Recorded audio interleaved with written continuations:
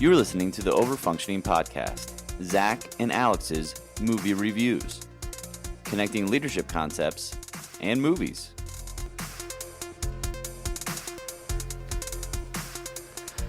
Well, hello and welcome to our next ZAMR.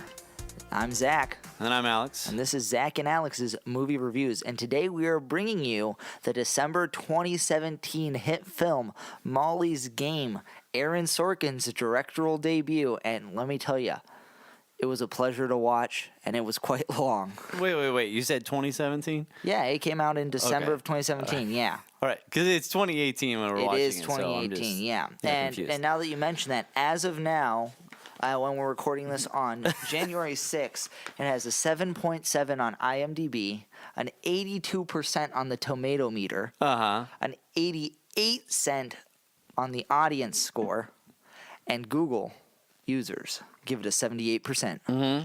So, it seems like pretty good to me. Yeah, it's not bad. Yeah. Mm-hmm. Yeah. So, obviously we'll have our reviews at the end of this. Yeah. I'm very interested to hear what you have to say, but because you love Aaron Sorkin. So I am all about Aaron Sorkin. If you don't know, Aaron Sorkin wrote The West Wing, and he did a lot of The Newsroom, and they're both fabulous, fabulous pieces, which I highly recommend. They're a little heavy, though. And I have not seen either one of those. I'm not huge on politics, and I love it. But I also had a friend that got me into it, too. Gotcha. So. Well, the Molly's Game is about Molly Bloom. Yeah. And how she had an illegal gambling ring, basically. But she tried really hard not to be illegal, like for a really long time. And then eventually she became illegal because she started taking tips or raking. She started taking a percentage of the pot. Yes. Which then made it illegal, and then the people at her games, so she had some mobsters that came to her games, and then that's how the FBI got involved, and then pretty much the whole movie is about... Yeah, so the movie is constantly cutting between her pre-trial, as far as I understand it. I think that's what it's called, the pre-trial, where they're basically figuring out what she should plead if she has a case that... she's going to lose the case no matter what, but it's putting her chips into place. She wants to get the lowest sentencing possible because she will be sentenced. And so, it cuts between that and her original life. Before she was a gambling ring leader, she was an Olympic skier who bombed her Olympic tryouts because of a freak accident with a twig frozen to the snow. Then she ran this gambling ring in Hollywood for 8 years, and then 2 years in New York. And then and New York is where she got engaged with the Russian mob. And from there, it just happened, and eventually... She was on drugs and all sorts of stuff, yeah. So that's pretty much the movie. Sorry, by the way, there's going to be spoilers. And so now that you've been spoiled, we would like to tell you that the ZAMR, as always, with our customary warning, there will be spoilers and leadership theory throughout. Yeah. So anyway, there you have it. I am very interested to hear what you have to say. So I'm not exactly sure where we're going to start here, but let me just, off the top, obviously you like Aaron Sorkin. I like how he directs. I actually like, her name is Jessica Chastain, who plays Molly. She's also in Zero Dark 30, which is one of my favorite movies. Your fave. You always talk about that. I love Zero Dark 30. I've still never seen it. Sometime we'll have to watch it. But so right off the bat, I was like, oh, yeah, cool. I didn't even know she was in it. So, I mean, the amount of prep time and to look into the movie itself was basically nil for me because I like it more that way.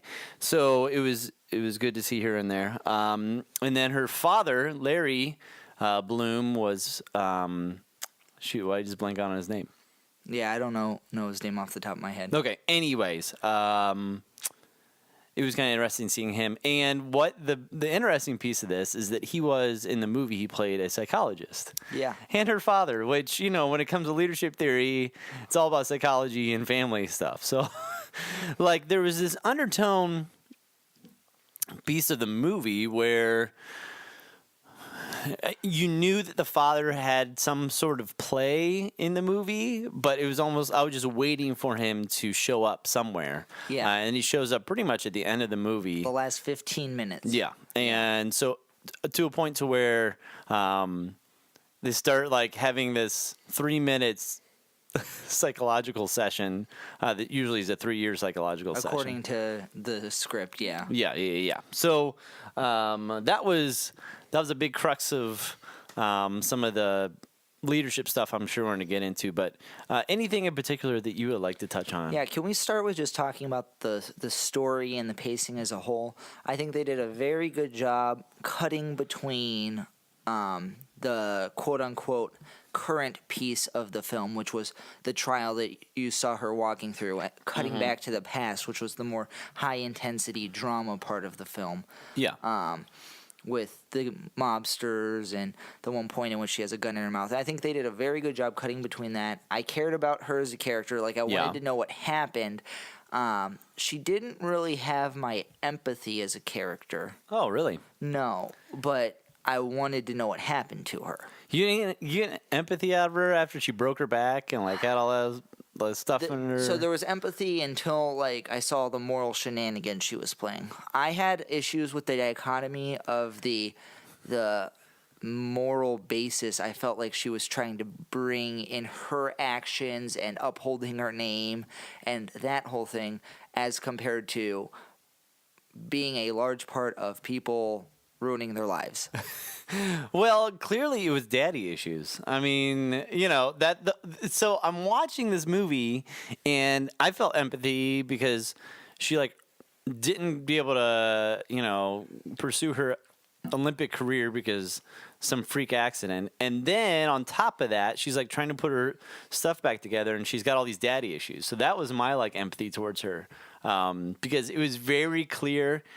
And I feel like there was even a point in the movie where they said something about their dad, like almost in the beginning, but then it was like left off for a while, or maybe just in my brain, I kind of... There were 3 parts with the dad that I distinctly recall. There was the beginning where they're expounding her background, and you see that she has a very tough father who's very much showing her what you presume to be tough love mixed with her trying to...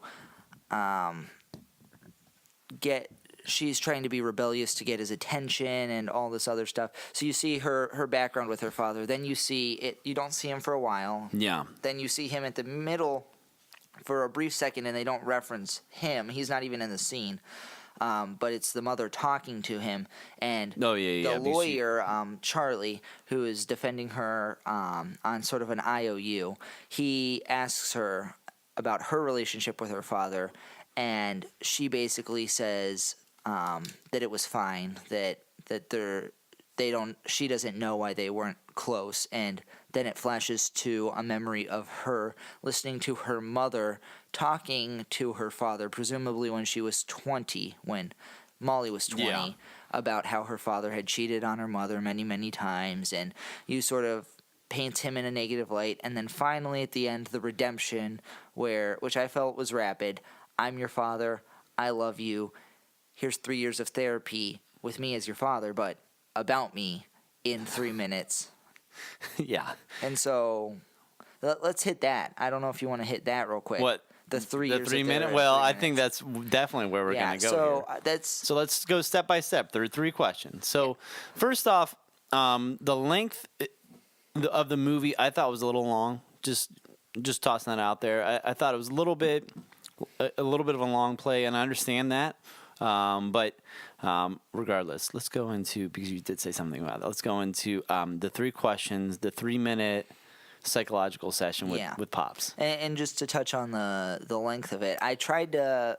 I wanted to see why people didn't like this movie, because I'm biased in favor just because I like Aaron Sorkin. So I wanted to see why people didn't like it, and it seems the length is part of the issue, and I think the last 15 minutes, the way they wrapped it up, is some of the issue, because these 3 questions that we're going to go over were introduced very rapidly. Yeah. And it seemed a little rigged and sort of like out of the realm of believability that this conversation happened quite the way it was presented in the screenplay. I don't know. I kind of bought it. So you're a sucker for that. I am a sucker, but here's the deal. Like, you have to remember that she is his child, right? And so, and the way that he raised her was to be, this ultra competitive, like independent woman. You know, Yeah. I mean, this is a strong woman. So, And we're also seeing the results over the means very, very much. of course, Yeah. yeah. So like having this 3-minute conversation isn't like I don't know. I could buy it just from the standpoint of she's a strong woman who. You know, there was no mincing of words or like playful. It was just straight up black and white. Here's what I think. This is, you know, like so. Anyway, so some of the questions here. Number one, the first question was, what was that first question exactly? Somewhere I'm not around even sure the year one. So he phrased it as 3 years of therapy in 3 minutes. In the first minute wasn't so much. There wasn't a question. Yeah, it wasn't a question. It was your addiction was having power over powerful men. He just said that outright to her, and it might have been in response to a rhetorical question from her. Mm-hmm. But that's what he said, and. In between questions 2 and 3, he admits that it was an inflammatory statement that he meant to rile her up, and I thought that was very funny, and that's very true. Like, he wanted her to bite. He needed her to stay, and I thought that part was really good. So the first one was having power over powerful men. The second one, she asks him, why did you like me less than my brothers? To which he responds, I didn't.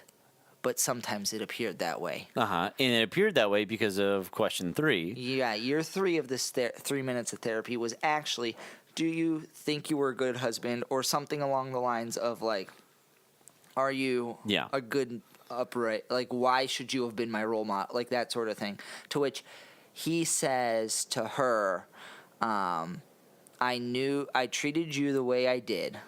Because I knew that you knew I was having affairs. Because even though you didn't know it, and this is where it was outside of the realm of possibility for me.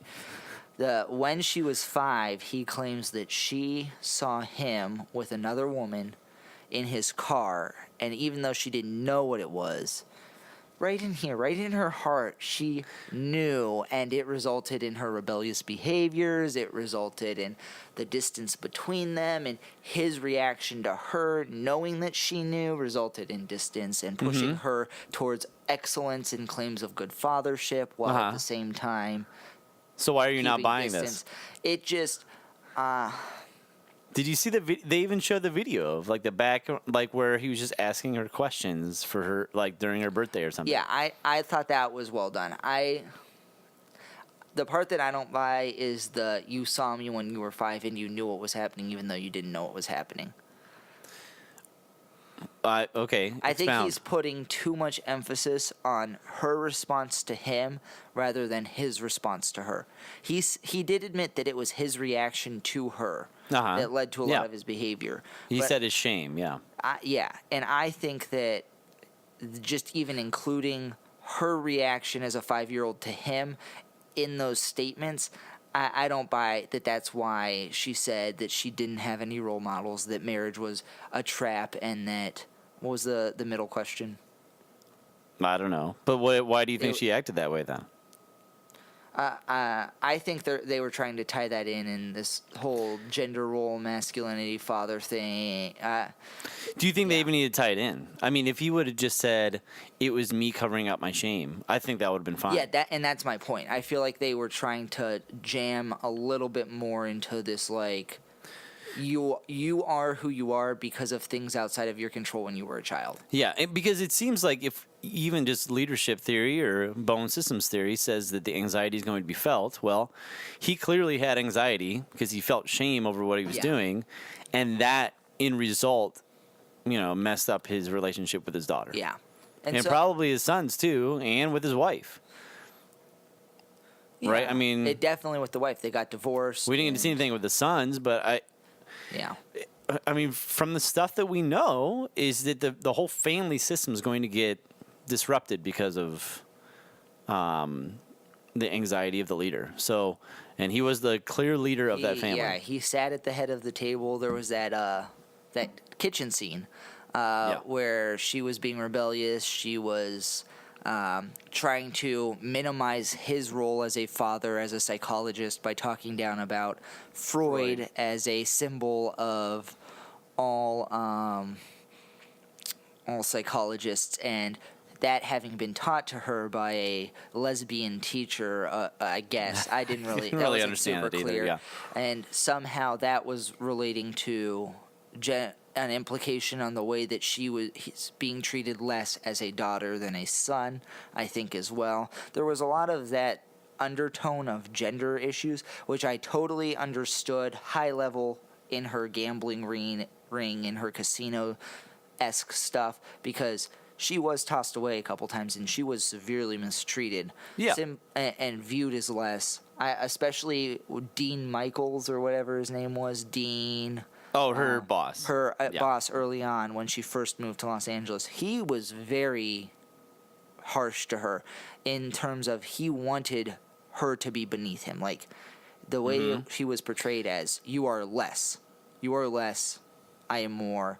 Even though he was the one struggling with money. He was the one. And we had a conversation about this earlier and more, I think, something to touch on when we do our overfunctioning leadership with John is the role of hierarchy. So, within leadership and within systems, there's hierarchy, and he was clearly setting himself as the hierarchy of that group, and putting her down. And so, in turn, what she did is that she eventually had her own gambling ring, and she was the hierarchy, and everybody else was underneath her. And so, yeah, she needed to be top dog. Yeah. So it was constantly, and maybe that's part of it, because let's see, she comes from this ultra competitive background in which there's a winner and there's a loser. That's classic hierarchy. So when her dad says something, you need to be what with powerful men? She needs to be... you are addicted to having power over powerful men. Power over powerful men. He said power or control, but I think control. he said power. Something along those lines. So that would make sense based off of her ultra-competitive background, hierarchy, scale. I don't know. I'm just kind of tossing those out. What do you think? Yeah. The three systems that she was a part of was the gambling ring with Dean, her former boss, then the gambling ring with Player X, and then it's not a gambling ring, it's a poker table. Yeah. The poker table with Dean, the poker table with just Player X, and then the poker table in New York. And you can see how she's shifting from being tied to her boss in the first one, and she doesn't like that, especially when he just tosses her away because he's feeling insecure about how she has not really manipulated, but utilized and through just taking control. Yeah, taking control in a way that was very intentional and not undermining to anyone else. He didn't like the loss of his power, so he tried to subvert her and eventually cut her out to an unspoken partnership with Player X. But Player X turned it into like a pseudo-sexual thing where like he desired her the whole time and but she never showed interest in him. And she was really using him for his name, and she kept her distance. He was thinking maybe someday. Yeah. And he didn't realize that she was using everyone well except for him, which was funny. Did you get my underlying joke? Say it again. Maybe someday. Maybe someday. M-A-E-B-E. Oh. Maybe. Because he's Michael Cera. Surely it will be someday. Because it's Michael Cera who played George Michael, who was in love with his own cousin in Arrested Development. He has not aged well. His neck and chin are becoming one. That was just a note that I saw. I don't know if they tried to make him look haggard in the scene that I noticed that, but he just was not looking well for the wear. He has the strong mustache, like the strong the creeper stash. Yeah, he has a strong creeper stash game. He does. Yeah. He does. It's pretty strong. So, as far as this tough love goes, do you have any thoughts about that? I don't know. It was intriguing to me that this guy, Larry, who's Molly's father, was very tough on pretty much everybody in his family, and then all of his kids are killing it, Yeah. And I think the reason. Let's talk about my two issues with the Blooms, Molly Bloom and Larry Bloom. Yeah. Molly Bloom. We'll start with Larry. I didn't like the way that he raised Molly to pursue results regardless of means, in that you need to be the winner, you need to be number one, and like that's what you should be shooting for regardless, and you are capable of it. That part's fine. It was obviously she made some morally ambiguous choices because of her desire to win. And the whole time, I think the thing that irked me the most about Molly was this: she was a really nice girl. Like, she really did give all these guys the benefit of the doubt. She really did work to not string gamblers along and just take their money. She tried to push some out of the gambling ring, right? And so that's fine with me. I wasn't okay with her trying to hold this morally upright position, having been in the scene that she's a part of. It just seems conflictory to me, but that's neither here nor there. But she didn't see it as illegal. No, she did not. So if you don't see it as illegal, I mean, she's just playing the game, as it were. And I would draw you to when she quotes by name one of the people who was in her ring, who eventually moved south to Florida and became a school teacher because they gambled all their money away. Yeah. And then hung himself. And obviously that was on her mind. Like, she had that ready. And so she definitely played a part in that. Not to say that he wouldn't have done that somewhere else if she hadn't been a part of that, but she was a part of his life. She had some level of influence, and her influence brought him closer to his addiction. Yeah. I mean, yeah. So you have Molly's end. What are you going to say about Larry? So Larry, specifically with the conversation, I did not care for, when we talked about this a little earlier, the way that he tries to put it back on her in the sense that your behavior was influenced because of something when you were 5, where I believe it's more reasonable to believe, and more evidenced at the very least, to say he influenced her by the way he perceived her to have thought of that, right? I don't think it wasn't phrased that way, but that in family systems theory is like he's reacting to her perceptions.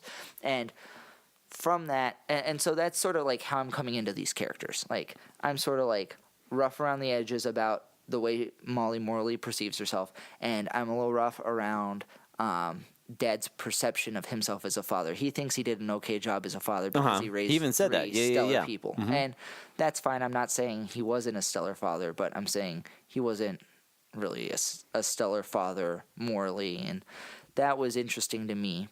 I think on twos, like, his perception and his idea of what made him a good father was that they were successful, which is what he definitely imparted to Molly. Well, of course, yeah. But he lost his wife and is everything crumbling around him at the same time. And of course, you are going to focus on the only good things in your life when there are bad things going on, right? Yeah, that's true. So he did focus on his child's successes, even though he focused on Molly's success as building a multi-million-dollar business with just her wits, despite the fact that she was in a trial, going to jail, whereas the lawyer Charlie implied she would be not only taken advantage of, but sexually abused and targeted because of that status. Yeah. And that's just was awful to consider, even though it gave you the briefest glimpse into that. So anyway, coming into that, with that, I thought it was very evident of the power of a Bowen's-based systems theory leadership and therapy perspective. I think this was very evidence of the approach where Bowen's theory would have you take the person who is most influential in the system and teach them how to be more emotionally self-aware, teach them how to better themselves such that they can better their system. However, as you and I talked even just earlier today, the people that best are suited for learning about Bowen's theory explicitly and bettering themselves as leaders, even just bettering themselves, they need to be introspective. They need to be asking questions that they're going to listen to the answers to. Yeah. And the father says as a psychologist at one point, I can't do I'm going to do what psychologists have been doing for years. I'm just going to tell you what to do, but you have to ask the questions, and that's very indicative of this perspective of leadership. You need people to be asking you the questions that they want to hear the answers to, regardless of what they are, and think through them critically. Yeah. Because, unwanted advice. I mean, we've talked over and over and over about unwanted advice. So you just telling somebody the answers doesn't help them grow as a person, and it's unwanted advice, then they're really not going to take it. And so let's break apart what happened in those 3 minutes. Okay. Because that could not have happened if it wasn't the father who already had a pre-existing relationship with the daughter, right? He knew the dynamics of those relationships, and he knew what the problems were, right? Mm-hmm. So when we look at leadership theory through that, it's very interesting to see how a psychologist's role, a leadership role, ought to be equipping people who are in the system they're in already, rather than trying to work through the leader to be like them. Does that make sense? Did I phrase that right? I think when we look at leadership in general, it's prescriptions to make them act like a particular leader, not to be a leader themselves. Oh, yeah. No, I totally agree. Yeah. Mm-hmm. Yeah, here's the toolbox. Here's what I've done. This is how I've become competent as a leader, and this is how you can be competent as a leader too. Yeah. Yeah, pretty much. And I think that this is this is a great example of someone who is already a leader, who's already trained in some type of psychology, right? And while that's not Bowen's theory, right, we're looking at him having become more differentiated. And I like to imagine that he mellowed out over his years. In this final scene, he's an older guy. I like to imagine he mellowed out, and that's why he's having these introspective experiences. He's finally trying something back on different. His life, and he's saying, let's do something a little different. But secondly, where did Molly's personal perception come from such that she behaved the way she did? Like, they talked about that a little bit. What's your thought on that? You mean like being disrespectful, or like what are you talking about? The way she... like the father kind of talked about why she behaved the way she did, why she went to LA when she didn't have to, why she didn't just go straight to law school after her failed Olympic career. I don't know. That's the part I can't quite wrap my head around. I mean,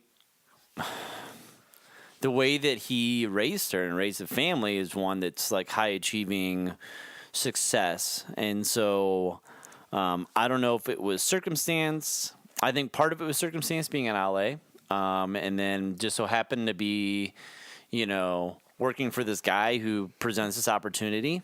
I think part of that is there. I think that's probably half of it, to be honest with you. Yeah. And I think the other half of it is, I mean, even when she started doing the gambling thing, she knew things were wrong. She even said it, and this is part of her book. She was like narrating for part of it. And she was like, as soon as he said this, I knew this was wrong. But she still did it anyway, which is in a backtrack to her conversations with her dad at the table and like fighting with him just to get in a fight with them. So, I mean, we want to bring it down to systems theory. You want to break it down to family systems theory. I think it all stems back to that circumstance. Half of it is a circumstance, and then half of it is her regular reactivity based off of what she learned from her father and those days growing up around the table and, her being pushed. That's my thoughts. I don't know. What do you think? Yeah. Because so that's an interesting perspective. I'm thinking of it in the sense of how would we, as leaders trying to enter a system while not being part of a system, have evoked a same or similar emotional growth that the father did in those 3 minutes, right? Like, I'm trying to think through that, and I don't know exactly how this fits in, but the final two things were, why did you like me less? And why were you who you were? Why did you behave the way you did? Were you a good husband? Like, that sort of thing. Yeah. And those two questions, I think, were so core to her identity and the cause of a lot of her reactive behavior. And she needed to ask those questions because they resolved a base level of her identity. Yeah, no, I agree. And it's just interesting because I don't know how you would evoke those questions without being the father, right? Yeah, nobody else will be able to answer those. Yeah. I mean, although I do believe that, well, I mean, I think she did need to ask those questions of her father, whether she was talking to him directly at that point in time or talking to him later through, like, let's say she went to a psychologist and then the psychologist encouraged her to do that. I think she still needed to get those answers. Yeah. And I think that's kind of my point. Like, it doesn't seem like there's any substitution for the person going back to their family of origin and resolving those conflicts because of the base way that they resolve their identity. And it seems sort of absurd from an outlying perspective. Obviously, like, she's capable. Obviously, it doesn't matter how her father likes her from our perspective because, like, she's very intelligent, very capable. Yeah, except for her name means a lot to her. Yeah. And so even at the end, I mean, that's one of my favorite parts of the movie is where, Charlie, her lawyer, is like, hey, if you just give out these hard drives and get out these names and you give them to the police, the prosecutors, then they're going to give you all your money back. But he can't even, like, look at her in the eye. Like, initially when he's talking to her, he can't even look at her in the eye because he knows how she's going to react and she's going to say no. Yeah. And she's like, because my name is all I have left. And so if I give these out, then my name is also going to be ruined. And that stems back to her father. Her father, who, encouraged that. Teaching her that excellence is tied to success. And I'm extrapolating here, but that that your success is shown when people associate your name with achievements just by your name. Yeah. And we can talk. I think we'll have another. I'd love to talk about that topic itself, about what your name means, and I think it means a lot. But that's such a big part of why she has to get those questions answered by her father. Yeah. But I don't know about you, but I don't think, even if she didn't feel that way, I feel like she would still have to do that. So I think innately within us, and Bowen would agree with this, that it's your family of origin, and those are the ones you need to get your answers from. Like, going to, there's nobody else going to be able to answer the question about any of the stuff with her dad other than her dad. Like, it wouldn't make any sense. And does she need it? Yes, she does need it. It seems like she definitely needs it. And that's sort of like what I'm trying to realize is it's the counselor's purpose is to make her realize she needs to ask those questions, not necessarily to answer those questions for her. Yeah. And I think that's interesting because that's not how we perceive things. So often we want people to just tell us what to do and to tell us the answers ourselves when we have to really dig down and see where we're reacting from. It's a long, sucky, disgusting process that I don't want to do. Yeah.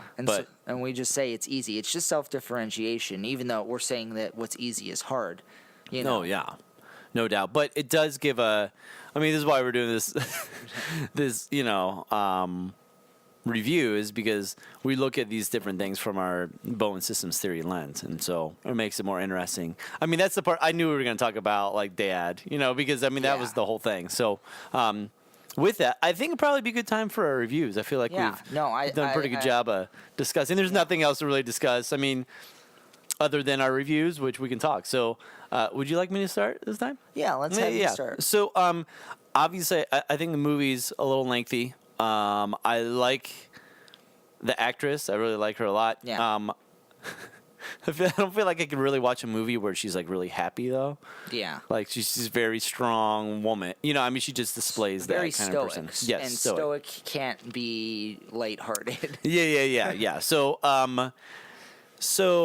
I like that. Obviously, I liked the part about the father, and I liked the part about her last name and all that stuff. So there's some threads throughout that I did enjoy. And as I sat and started thinking about the what score I'm going to give this, I'm landing upon a 3.9 out of 5. Wow. I liked it better than Star Wars. And then Star Wars, I felt like I gave it a generous score, so it felt like I had to. Do you feel worse about it now the longer you've sat Which on one? it? Star Wars? No, I No. don't. I stick behind my numbers, sir. I can't guarantee that I would do that. I'm less likely to go watch Star Wars than I feel like I was the day we reviewed that. Oh, yeah, I'm not saying that I want to go watch I it know, again. I'm but- just saying, and you know. that would reflect if I were to score it again. So that's where I'm at. What say you? Well, would you like to speak to Priscilla? Oh, yeah, first? Priscilla, what are you thinking here? Oh, yeah? Oh, interesting. What did she say to you? She was more talking towards you. I heard 3 wolves, but like she had a like in there. Yeah, I've heard that quite a bit. Yeah, so 3 wolves and a little growly kind of. Growly growl. Yeah. Uh-huh. Yeah. Zach?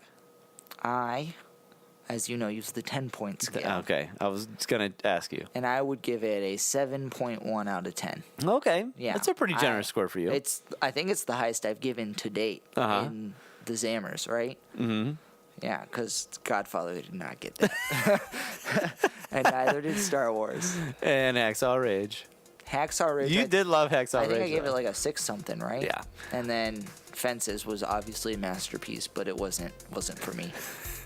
So with that, I think that brings us to an end of our ZAMR here. For this is the January ZAMR, Yeah. and then the last one that's actually gonna be on iTunes and Google Play. Yeah. So next time you have to catch us on YouTube, which I believe.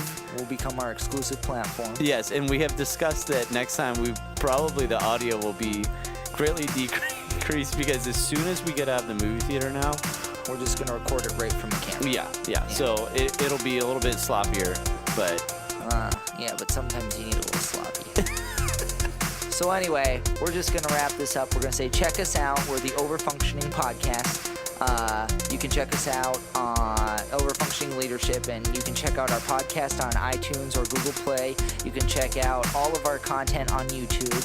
And I think final thoughts. It's a great story. Yep. I thought it was well told. I don't know. There's not much you can take from it and live your life out, but I think it was a very tight-knit, well-told story that was a little bit long. yeah. And if you like that movie, you'll like Aaron Sorkin. Like, I'll just say that was Aaron Sorkin. Yeah. I have nothing else to add. Okay. Well, with that, I'm Zach. This is Priscilla. I'm Alex. Thanks for listening. See ya. Bye.